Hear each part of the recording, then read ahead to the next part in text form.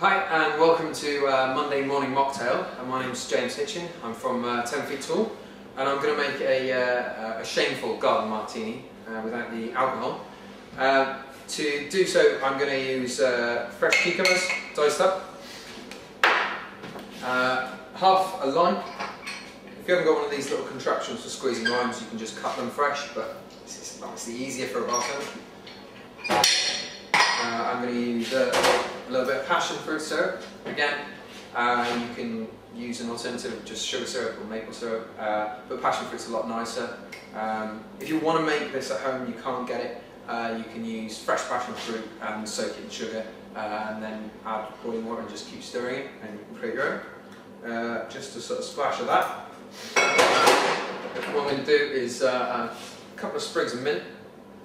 With mint, it's always worth noting that the best kind of mint is the smallest leaves, and you want to sort of break it up so as not to bruise it too much, because it becomes quite bitter and nasty in flavour. You can take your muddler, you can use a rolling pin or anything I suppose, and crush down. And what you're doing here is trying to get all the flavours sort of combined before we shake it. As soon as we shake it, the ice is going to melt, it's going to dilute the drink.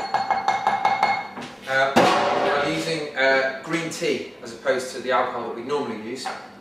This little device here is quite useful. We fill it up with the green tea buds and then it breaks open. You can buy green tea in like sort of normal tea bags, but this is I don't know. It's a much more natural flavour to it, and yeah, a bit more interesting.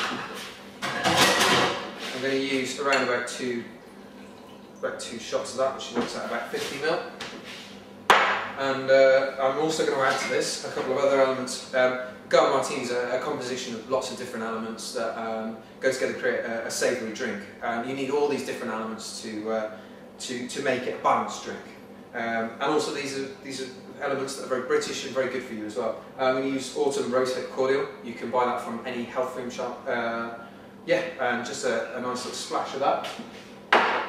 I'm going to use some elderflower cordial. As you see, it's bottle green cordial. You can buy this from Sainsbury's, Tesco's, any major supermarket or health food shop. And just a splash of that, just to add a bit more flavour. Okay, and then what we're going to do is we're going to give it a bit of a shake.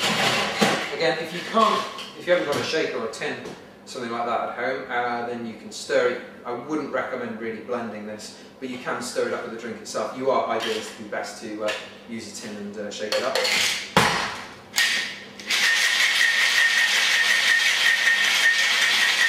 Because of the nature of this drink, you need to give it a proper shake. Dilute down the drink slightly and combine the elements.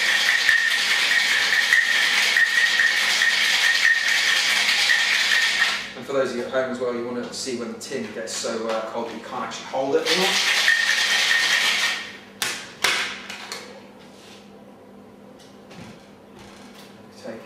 Because we're serving into a martini glass, which is this one here. If you haven't got martini glasses at home, which a lot of people don't, you can use simple wine glass, tumbler, old-fashioned glass. Idealistically, you want to use a martini glass because it looks nice and it suits the nature of the drink. And we double strain because we don't want any shards of ice left in it. You don't want any shards of ice floating on the top, so we basically use a standard strain on this. And to garnish, just to make it nice and interesting and aesthetically pleasing as well, I'm going to use a salad, and we'll just pop that on top of there, and that is the shameful garden martini.